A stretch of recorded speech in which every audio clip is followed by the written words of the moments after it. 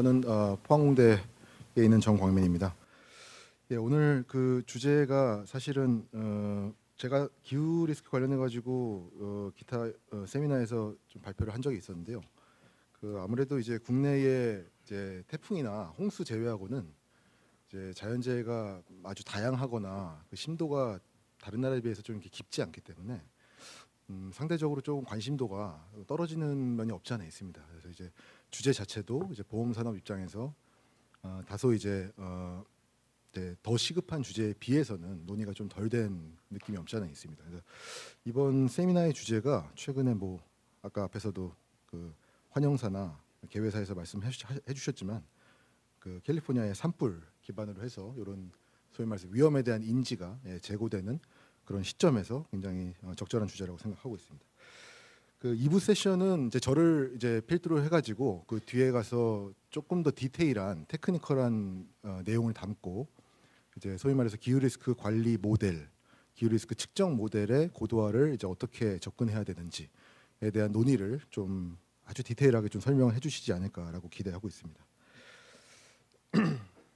그 기후 리스크를 보는 관점은 이미 앞에서 일부 세션에서 많이 녹아져 들어가 있긴 합니다. 근데 이제 크게 보면은 이제 첫 번째에 소위 말해서 이제 극한 기상 현상이라고 하는 자연재해와 연결되어 있는 관점이 되겠습니다. 그래서 이런 극한 기상 현상은 기본적으로 아주 큰 사회적 비용을 유발을 하는데 왼쪽 위에 있는 그래프를 제가 사실은 상당히 자주 이야기하는 그래프 중에 하나입니다.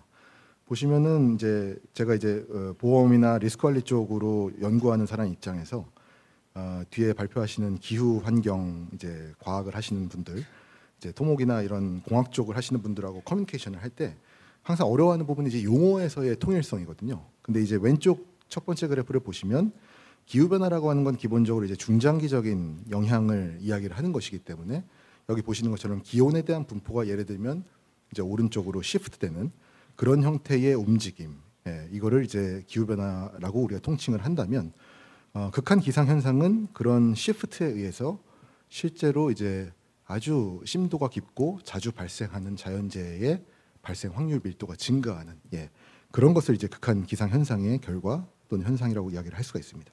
그래서 가운데 보시면은 실제로 과거에 비해서 전 세계의 기온의 분포가 상당히 이제 올라가고 있다라는 것을 우리가 확인을 할 수가 있고요.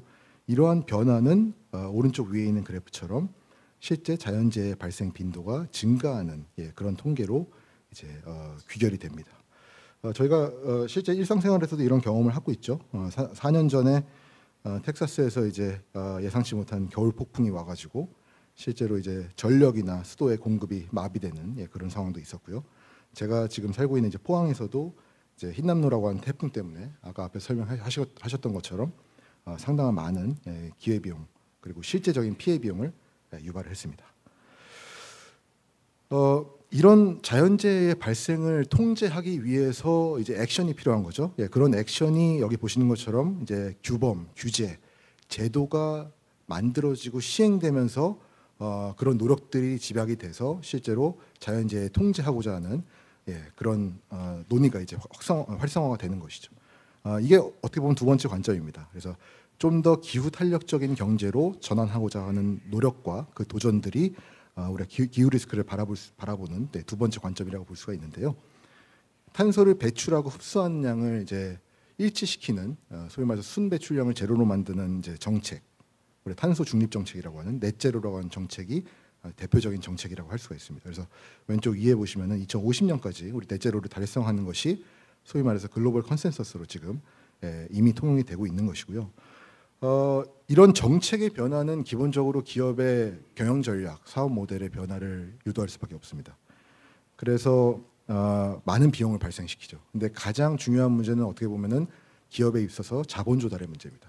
그러니까 기업에게 자본을 공급하는 주체들이 기업이 시행하고 있는 전략과 사업 모델에 있어서 과연 얼마만큼 친환경적이냐 그런 관점이 좀 더 확대되고 있기 때문에 자본 조달에 있어서의 비용이 굉장히 커지는 문제가 발생하는 것이죠. 그래서 오른쪽 위에 보시는 것처럼 소위 말해서 아까 앞에서 우리 황재학 박사님 말씀하셨지만 녹색 금융이라고 하는 어떻게 보면 좀 새로운 형태의 금융 시장이 탄생하는 그런 문제로까지 이어지는 것입니다.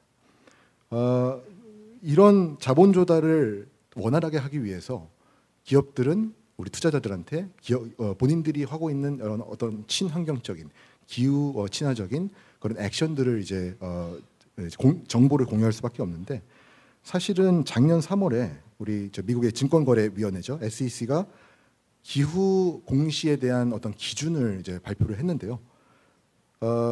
어려운 문제가 뭐냐면은 이 공시 기준을 발표를 했음에도 불구하고 법률적 문제 때문에 지금 스탑이 되어 있는 상태입니다. 그만큼 이제 미국 같은 시장에서도 좀 더 이니셔티브를 가지고 이런 것들을 액션을 취하려고 하지만 쉽지 않은 문제가 지금 있는 것이고요. 우리나라도 금융위원회에서 좀 더 신속하게 이런 지속가능성 공시 또는 기후 공시와 관련된 로드맵을 발표하고자 노력을 하고 있지만, 사실 기준이 글로벌하게 아주 명확하지 않기 때문에 다소 어려움이 있는 건 사실입니다. 이런 두 가지 관점을 물리적 리스크와 전환 리스크라는 용어로 일반적으로 많이 분류해가지고 사용을 하는 것이고요. 이미 일부에서도 여기에 대한 용어들이 자주 언급이 됐습니다만, 물리적 리스크와 전환 리스크는 소위 말해서 이 두 가지의 관점을 대표하는 용어라고 보시면 되겠습니다. 물리적 리스크는 오른쪽에 보시는 것처럼 극단적인 이상기후 현상, 자연재해가 증가하는, 그래서 생활 환경에서의 물리적 변화가 유발되는 그런 리스크를 통칭하는 것이고요. 전환 리스크는 정책의 변화와 새로운 규범과 규제가 탄생하면서 사회 경제적인 어떤 적응의 문제를 야기하는 그런 리스크라고 보시면 되겠습니다. 이런 두 가지 형태의 리스크를 사회적으로 관리를 해야 되는데 많은 비용을 발생할 수밖에 없기 때문에요. 기본적으로 보험 산업은 이제 이런 아주 확대되고 있는 두 가지의 형태의 기후 리스크에 대해서 리스크 관리자로서의 역할을 할 수밖에 없는 것이죠. 근데 문제는 이 기후 변화 리스크에 대해서 이 보험 산업이 갖고 있는 인식이 어떻게 보면 상당히 회의적이라는 것입니다. 그래서 여기 보시는 것처럼 오른쪽 그래프는 이제 C3에서 나와 있는 기후 변화 리스크가 어떻게 다이나믹이 존재하는지를 이제 보여주고 있는 그래프인데요. 기본적으로 기후 변화 리스크가 발생했을 때 그것이 가장 마지막 단에서 사회 경제적으로 어떤 영향과 피해가 유발될 것이냐라고 하는 그런 관계식을 요 오른쪽에 있는 세 가지 요소로 정의를 할 수가 있습니다. 그래서 하자드, vulnerability, exposure라고 하는 요소를 가지고 그 관계식을 설명을 하는 것이죠. 하자드라고 하는 건 기본적으로 기후 환경의 변화를 측정하는 요소라고 생각하시면 되고요. vulnerability와 exposure는 사회 경제적으로 그런 하자드가 왔을 때 실제로 얼마만큼의 대응 역량이 있는 것이냐, 얼마만큼의 피해를 양산하는 것이냐, 그것들이 사회 경제적 다양한 변화 요소에 의해서 영향을 받을 것이냐, 이런 관계식으로 설명이 되는 것이죠. 근데 문제는 굉장히 복잡하다는 것입니다. 그래서 기후 변화의 구조적이고 불가역적이고 굉장히 비선형적인 그런 특징들이 이런 중장기적인 영향을 파악하는데 어려움이 있을 수밖에 없고, 그런 것들에 대한 어려움 때문에 보험산업 입장에서는 기후 리스크에 대해서 사실은 쉽게 접근하기가 쉽지 않다는 것입니다. 그렇기 때문에 글로벌하게도 사실 표준화된 방법론이 사실상 전무하다고 볼 수가 있고요.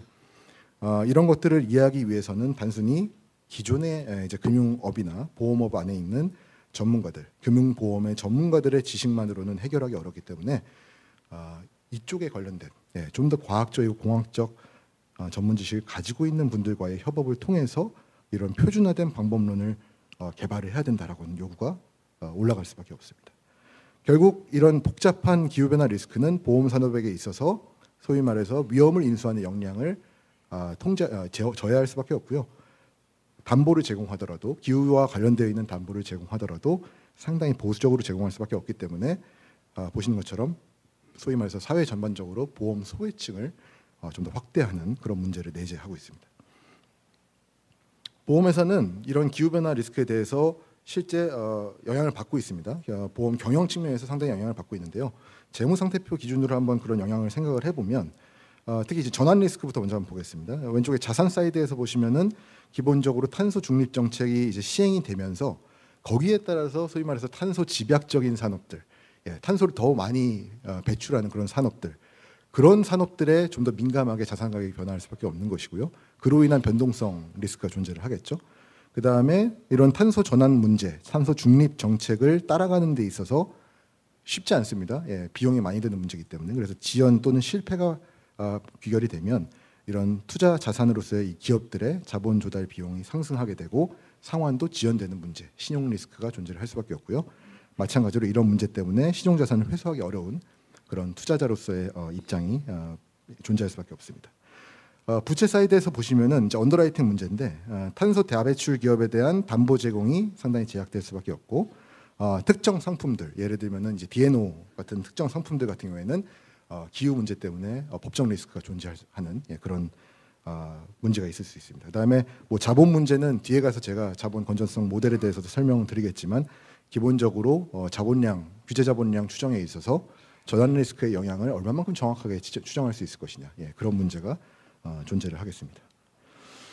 전환 리스크가 이제 보험회사의 퍼포먼스나 비즈니스에 어떤 영향을 주느냐에 대한 연구들이 좀 있습니다. 여기 첫 번째 단에 보시면은 보험회사의 투자 의사결정, 기후 공시 이런 것들에 어떤 영향을 미치는지에 대한 연구들이 좀 있는데요. 첫 번째 연구는 이제 탄소 배출권 가격과 유럽 보험사의 자산 포트폴리오 구성의 변화가 유의미하게 존재하더라.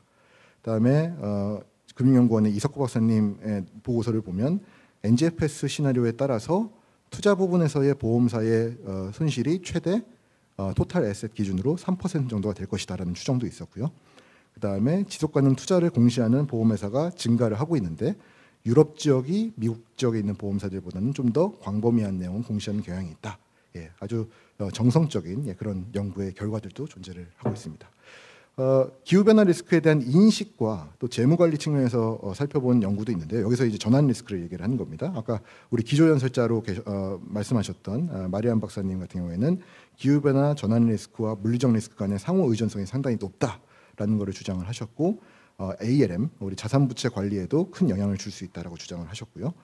두 번째 연구는 실제 보험사의 기후변화 인식 정도와 기업 가치 간에 긍정적인 상관관계가 있다라고 하는 연구도 존재를 했습니다. 앞에서 우리 황재학 박사님도 말씀하셨지만 기후 전환 리스크 관련해 가지고는 이미 어느 정도는 벤치마킹할 수 있는 그런 테스트 모델들이 좀 존재를 합니다. 뱅크 오브 잉글랜드에서 했던 어떤 시나리오 분석도 있고요. 그다음에 아이오파 유럽의 이제 보험연금 감독국에서 시행한 이제 시나리오 분석도 있는데요. 이 두 가지 시나리오 분석은 기본적으로 탄소 중립 정책이 언제 시행됐냐에 따라서 투자 자산에서의 어떤 성과가 달라질 수 있다라고 하는 것을 바라본 것이거든요. 그래서 얼리 액션과 레이트 액션이라고 하는 시나리오를 구분을 해서 정책의 시행 정도와 시점에 따라 가지고 실제 보험사의 자산 포트폴리오에서의 성과가 달라질 수가 있다라고 하는 시나리오 테스팅을 기반으로 하고 있습니다. 이게 어떻게 보면 현재 가장 표준화되어 있는 전환 리스크의 영향을 측정하는 기후 리스크 모델이라고 볼 수가 있는 것이고요. 문제는 이제 전환 리스크는 어떻게 보면 규제와 규범의 문제입니다. 그러니까 상대적으로는 불확실성이 좀 떨어질 수 있다라는 생각이 듭니다. 전 개인적으로는요. 오히려 불확실성이 큰 거는 기본적으로는 이제 물리적 리스크, 소위 말해서 자연재해가 어떤 양상을 보일 것이냐에 대한 문제가 불확실성이 클 수밖에 없는 것이죠. 여기 보시면은 물리적 리스크가 보험회사의 퍼포먼스나 재무 상태에 영향을 줄 수밖에 없습니다. 자산 사이드에서도 보시면 기후변화 리스크, 물리적 리스크가 증가하기 때문에 극한 기상현상이 확대가 될 수밖에 없고 실제로 투자 자산에 물리적 피해가 발생할 수 있다. 캘리포니아의 산불이 어떻게 보면은 레지던스 지역에 많이 피해를 입힌 것 같지만 실제 거기가 뭐 산업단지나 비즈니스 에리어라고 했을 때는 거기서 발생할 수 있는 물리적 피해는 굉장히 클 수도 있겠죠. 그다음에 신용위험도 마찬가지입니다. 심각한 물리적 피해로 인해서 신용자산 거래 상대방의 지급불능, 카운터파티 리스크가 존재를 하는 것이고요. 그다음에 유동성도 마찬가지로 이런 신용자산에 대한 회수가 어려울 수 있기 때문에 투자자로서의 보험사의 유동성 위험이 존재를 한다. 그다음에 언더라이팅 측면에서도 실제 이제 물리적 리스크를 평가를 해야 되는데 보험 가격 측면에서 그다음에 리저브 측면에서 추정을 해야 되는데 불확실성이 크기 때문에 굉장히 스토캐스틱한 이벤트이기 때문에 그 추정의 정확성이 떨어질 수밖에 없다라고 하는 것이 아주 펀더멘탈한 문제라고 볼 수가 있고요. 마찬가지로 이제 규제 자본량을 추정하는 데 있어서도 과소 또는 과대 추정의 오류가 존재할 수 있습니다. 이런 물리적 리스크가 보험회사의 경영과 성과에 미치는 영향, 이거에 대한 연구들도 이미 좀 존재를 하고 있습니다. 여기 첫 번째 보시면은 첫 번째 연구 2006년도 연구인데도 상당히 흥미로운 연구입니다. 자연재해의 빈도와 신도가 증가하게 되면 손해보험사가 오히려 보험 요율을 보수적으로 조정을 하기 때문에 손해율이 낮아질 수 있다. 예, 그러니까 사업 측면에서는 오히려 상당히 컨설버티브해서 퍼포먼스가 매니저블하다라고 하는 어떤 그런 연구 결과라고 볼 수가 있겠죠. 그다음에 두 번째 연구는 소위 말해서 이런 자연재해가 스몰 비즈니스들은 이제 마켓에서 엑시트를 시키기 때문에 컨센트레이션 레이쇼로 해서 집중지수가 상승하는 것을 이제 관찰을 했고요. 두 번째 연구를 두 번째 보시면은 손해보험사 같은 경우는 이제 급성 물리적 리스크에 좀 더 노출이 되어 있고, 그다음에 생명보험사는 만성 물리적 리스크에 좀 더 노출이 되어 있더라. 그리고 노출 수준에 따라서 재무 건전성에 차이가 존재를 하더라라고 하는 연구도 있었고요. 그다음에 마지막 단의 연구들을 보시면 실제로 이제 기후 관련 자연재해들, 대규모 자연재해들이 시스템 리스크를 유발할 수 있는 확률이 높아지고 있다라고 하는 주장도 있습니다. 예, 문제는 아까 앞에서 제가 언급을 했습니다만 기본적으로 이런 보장 격차, 프로텍션 갭이라고 하는 실제적인 경제적 피해와 보험사가 커버할 수 있는 수준의 그 손해 수준하고의 차이, 이런 것들이 자연재해가 확대되면 확대될수록 더 커진다는 문제가 생깁니다. 예, 실제로 왼쪽에 있는 그래프들을 보시면 그 보장 격차가 시간에 따라서 굉장히 증가하고 있다는 걸 우리가 확인을 할 수가 있습니다. 그래서 오른쪽에 아까 기조연설 그 자께서 속해 있는 제니바 어소시에이션에서 나온 레포트를 보시면 이런 프로텍션 갭을 유발시킬 수 있는 어떤 보험 산업 측면에서의 문제가 무엇이냐, 수요 측면에서 문제가 뭐냐, 공급 측면에서 문제는 뭐냐, 이런 것들을 지적을 하고 있는데, 제가 주목하는 부분은 이제 공급 측면에서의 어떤 소위 말해서 보험 상품화가 상당히 제한된다, 보험 시장화가 굉장히 제한된다라고 하는 문제죠. 이런 문제는 기본적으로 리스크를 추정하는 것이 굉장히 어렵고, 그 다음에 추정되더라도 이거를 실제로 지불할 수 있는 능력, 거기서 수익을 창조할 수 있는 능력, 이런 것들이 불확실성으로 인해서 상당히 떨어질 수밖에 없다라고 하는 문제가 내재되어 있다 하는 것입니다. 보장 격차를 확대를 우리가 막기 위해서는 어떻게 해야 되느냐? 기본적으로는 파트너십이 필요합니다. 보험사, 재보험사만 독단으로 할 수 있는 문제는 아니고요. 공공의 부문도 들어가야 되고, 오늘 우리 세미나의 어떤 대주제라고 할 수 있는 산학연간의 파트너십이 굉장히 필요합니다. 그래서 과학적 툴을 개발하고 과학적 툴에 대한 어떤 정비 과정, 그거를 실용화시키고 현업에서 사용할 수 있도록 만드는 여러 가지의 어떤 그런 사이클을 좀 더 정교화하는 것이 필요한 것이고요. 그걸 통해서 새로운 상품이 개발되고 새로운 방식의 리스크 매니지먼트 체계가 이제 개발될 수 있는 것이죠. 그래서 기본적으로 보장 격차를 줄이기 위한 방법은 뭐 단순하게 생각하면 세 가지입니다. 첫 번째는 보장할 수 있는 금액을 증가시키는 그런 역량을 제고하는 방법이 있겠죠. 이런 거는 기본적으로 보험회사의 역량을 제고할 수 있는 방법입니다. 제고를 통해서 성취할 수 있는 문제라고 볼 수가 있습니다. 그래서 아까 말씀드린 것처럼 이런 기후 문제에 대한 어떤 분석 툴, 방법론, 이런 것들이 개발을 해가지고 그걸 통해서 보험사가 이제 상품화하고 리스크 관리를 해야 되는 지역이나 어떤 집단, 거기에 대한 데이터를 좀 더 세밀하게 수집을 해야 될 것이고요. 그걸 통해서 이제 유저 스페시픽하게 모델 파라미터를 이제 추정을 하고 실제 프라이스까지 하는 그런 어떤 시스테매틱한 체계적인 어떤 그런 프로세스를 통해서 새로운 방법론들이 좀 더 프랙티컬하게 사용될 수 있도록 이제 프로세스를 만들 필요가 있는 것이고요. 두 번째는 보시는 것처럼 이제 어쨌든 간에 그 갭이 존재를 하기 때문에 그 갭을 어떻게 매니징하느냐의 문제인데, 여러 가지 어떤 방법론들을 우리가 생각해 볼 수가 있습니다. 여기 뒤에 올 마지막 발표자이신 우리 칭화대 펑 교수님 발표를 보시면은 어떤 그런 어떻게 보면 매저가 좀 제한이 될 수가 있는 겁니다.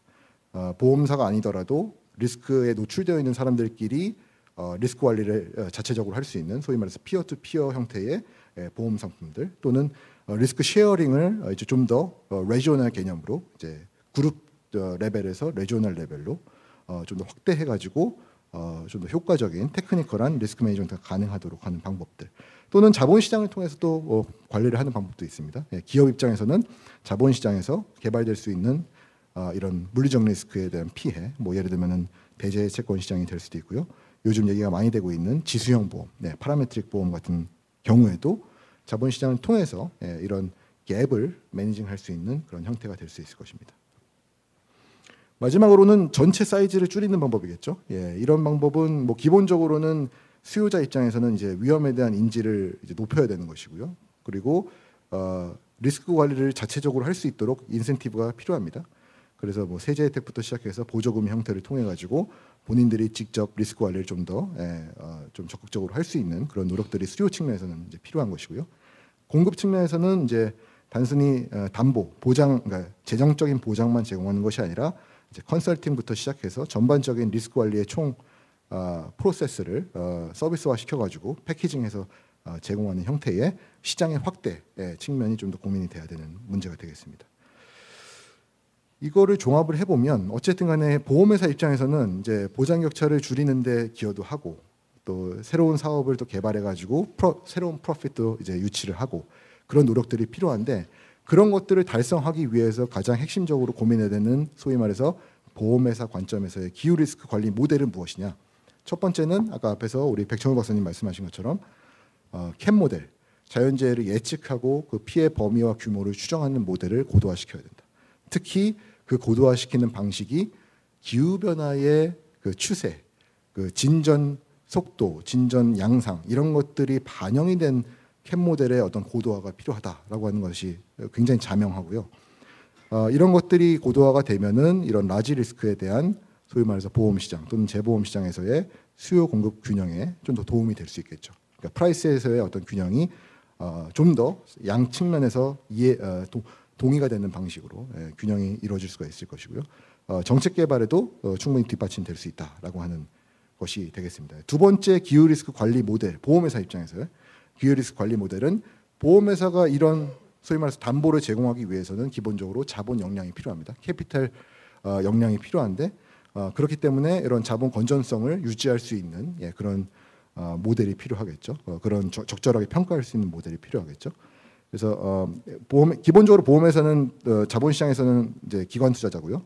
그다음에 캐피탈 기반으로 해가지고 이제 위험을 관리해주기 때문에 사회 전반적으로는 그 위치가 역할이 굉장히 중요한데 그렇기 때문에 보험회사의 자본 건전성은 굉장히 중요한 문제이고요. 그래서 지금 여력 수준을 이제 이 자연재해로 인한 피해, 손해, 그다음에 기후 변화가 반영된 형태에서의 어떤 미래 시점에서의 어떤 추정 그런 것들이 정확히 반영된 자본 건전성 모델을 개발하는 것이 더 필요하다. 두 가지의 채널로 소위 말해서 보험회사 관점에서의 기후 리스크 관리 모델을 우리가 고민해볼 필요가 있다라고 하는 것이고요. 첫 번째 이제 자연재해 모델, 캡 모델의 고도화 측면은 이미 앞에서 뭐 백청우 박사님이 설명하셨기 때문에 이러이러한 모듈이 존재를 하는 것이고요. 스토캐스팅 모듈, 이벤트에 대한 모듈, 그 다음에 그 이벤트가 왔을 때의 지역 단위에서 얼마만큼의 피해가 발생할지에 대한 모듈, 마지막으로는 그거를 이제 보험회사 입장에서 어느 정도 수준까지 우리가 커버를 할 것이냐를 평가하는 모듈. 요 세 가지의 프로세스로 존재를 하는데 문제는 기후변화 추세를 어떻게 반영할 것이냐의 문제이고요. 이런 것들은 제가 오른쪽 그 아래쪽에 제가 질문 형태로 포함을 시켰습니다만 스토캐스팅 모듈 측면에서는 과연 기후변화의 중장기적인 추세가 단기 시점에서의 그런 재해 이벤트의 발생 확률, 심도 이런 것들을 어떻게 수리 통계적으로 모델링 할 것이냐. 그다음에 지역 단위로 기후변화의 양상이 다를 수가 있는데 이런 것들을 어떻게 좀 더 스페시픽하게 반영을 할 것이냐에 대한 문제. 마지막으로는 자본 건전성 모델은 어쨌든 간에 1년 단위로 캐피탈을 추정을 해야 되는데 그런 것들이 기후변화의 중장기적 추세에 어떻게 하면 트랜스포메이션이 가능할 것이냐. 이런 문제를 우리가 고민해 볼 수가 있습니다. 두 번째가 제가 좀 더 이야기하고 싶은 부분이에요. 왜냐하면 앞부분의 캡 모델은 뒤에 가서 정동인 교수님, 최영상 교수님께서 이제 좀 더 스페시픽하게 말씀을 하실 거기 때문에 그거는 좀 넘어가고요. 두 번째 이제 자본 건전성과 관련되어 있는 모델은 아까 앞에서 황재화 박사님도 소개를 하셨지만 시나리오 기반으로 이제 글로벌 레벨에서의 어떤 그런 중앙은행이나 감독 당국들은 이제 시나리오 기반으로 이제 이걸 평가를 하려고 하는데요. 그래서 기본적으로는 스트레스 테스트 기반입니다. 그래서 기후 시나리오를 설계해서 구축하고 적절한 이제 타임 프레임을 이제 선택을 하고 거시적인 지표들, 사회 경제적인 변수들 이런 것들을 이제 고려를 해서 보험사의 재무 상태표에 어떤 영향을 줄 수 있을 것이냐 이런 것들에 대한 좀 더 시퀀셜한 형태의 프로세스를 이제 제안을 하고 있고요. 그래서 이런 프로세스를 통해서 이제 자본 건전성 모델의 어떤 시나리오 기반의 고도화가 이제 가능할 것이고 제가 이제 운영하고 있는 연구실에서 요걸 기반으로 해가지고 좀 파일럿 스터디를 좀 해봤습니다. 그거를 제가 간략하게만 소개해드리고 요 발표를 마치려고 하는데요. 요 프로세스에 맞춰가지고 이제 평가를 해야 되는 것이거든요. 그래서 저희가 생각했던 거는 아까 뭐 NGFS 같이 좀 더 이제 글로벌 레벨에서 이미 논의가 되었던 시나리오를 반영하는 것도 좋지만 그런 것들이 어떻게 보면 상당히 모호한 부분이 있기 때문에 좀 더 수치적으로 기후 변화의 추세나 진전을 우리가 평가할 수 있는 방법이 없을까 이런 고민부터 시작을 했습니다.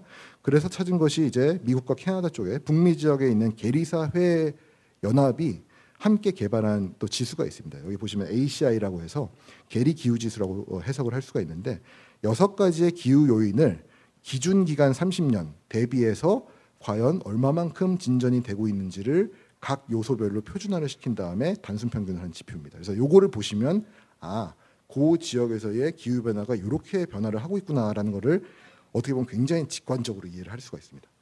실제로 이 ACI를 활용해서 연구가 이루어진 것들도 있습니다. 보시면은 첫 번째 연구는 ACI가 한 단위 증가하면 손해율도 통계적으로 유의미하게 상승하더라. 또는 ACI가 실제로 농작물 재해보험 같이 생산량이나 수익률 손실 예측에 상당히 유의미한 설명력을 가지더라. 이런 연구들이 실제 존재를 하고 있습니다. ACI는 이렇게 보시는 것처럼 6가지의 지표를 가지고 단순 평균한 것이고요. 요 연구는 사실은 여기 뒤에 발표하실 최영상 교수님 연구실하고 같이 이제 공동 연구로 진행을 한 것인데, 요거를 이제 국내 ACI를 이제 직접 측정을 해가지고 한번 저희가 연구에 반영을 해봤습니다. 그래서 우리나라의 1973년부터 계리 기후 지수의 추세를 한번 그래프로 그려보니 실제로 증가하는 추세에 있더라. 우리나라 안에서도 실제 기후 변화의 진전이 어떻게 보면 수치적으로는 좀 관찰이 되더라라고 하는 거를 저희가 이제 발견을 했고요. 첫 번째 파일럿 스터디는 이제 그래서 이런 계리 기후 지수가 선보사의 손해율과 어떻게 관계가 있는지를 저희가 살펴봤습니다. 그래서 오른쪽에 보시면은 ACI가 기본적으로는 이제 핵심 변수가 되는 것이고요. GDP, 실업률, 그다음에 사업 비용, 기타 이제 보험사와 관련돼 있는 여러 변수들을 포함을 시켜서 한번 저희가 회귀 모형을 돌려보니 실제로 ACI가 증가하면 증가할수록 손해율이 오히려 감소하는 유의미하게 감소하는 결과가 나왔습니다. 이걸 보면은 어떻게 보면 제가 아까 처음에 소개해드렸던 상당히 보수적으로 조정을 할 수가 있겠구나라고 하는 그런 시사점을 좀 고민을 해볼 수 있을 것이고요. 두 번째 연구는 저희가 이거를 이제 보종별로 좀 나눠가지고 지급보험금 간의 관계를 저희가 좀 복잡한 통계 모델을 통해서 이제 시뮬레이션 좀 해봤습니다. 그래서 국내에 있는 5개의 회사의 일반 보험 쪽에 있는 보종들의 그 지급보험금을 저희가 이제 보험개발원에서 좀 수집을 해가지고 실제로 ACI의 관계를 좀 살펴보니 전반적으로 저희가 발견한 거는 실제 장기보험 영향을 많이 받더라. 그래서 화재보험은 상대적으로 좀 덜 영향을 받더라. 그래서 보험 포트폴리오 구성에 따라서 기후변화의 진전이 진전에 따라서 익스포저가 상이할 수 있다. 그리고 그렇기 때문에 추정 자본량이 또 상이할 수가 있고 실제 경영 전략의 변화가 필요할 수도 있다라고 하는 시사점을 좀 뽑아냈습니다. 마지막으로 좀 간략하게 설명드리고 싶은 거는 결국에는 이제 이 2가지 관점에서의 리스크 관리, 캡 모델을 고도화시키고 그다음에 자본 건전성 모델을 고도화시키는 데 있어서 우리가 좀 더 고민해야 될 지점들이 무엇이 있느냐. 예를 들면은 캡 모델 같은 경우에는 좀 더 세분화된 데이터가 필요한 것이고요.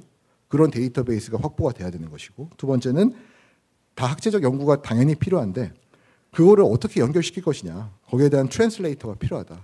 앞단에서의 기후 환경 쪽을 이해하는 사람, 또 보험과 금융을 좀 이해할 수 있는, 서로 커뮤니케이션이 원활하게 될 수 있는 트랜슬레이터가 필요하다라고 하는 것이 어떻게 보면 우리가 고민할 지점이 되는 것 같고요. 그다음에 자본 건전성 모델 같은 경우에는 1년 단위의 자본 건전성 추정 자본 평가 모델의 이제 중장기적인 영향을 어떻게 반영할 것이냐. 그다음에 자산과 부채 간의 상관성을 우리가 어떻게 측정할 것이냐. 그다음에 내부 모형을 만약 허용한다면 어디까지 허용할 것이냐. 이런 여러 가지 복잡한 문제들을 고민할 필요가 있습니다. 그래서 전반적으로 보험회사 관점에서 우리가 고민해야 될 기후 리스크 관리 모델의 접근법을 몇 가지를 소개를 드렸고요. 이걸 바탕으로 해서 뒤에 발표들을 좀 이해하시면 도움이 되겠습니다. 감사합니다.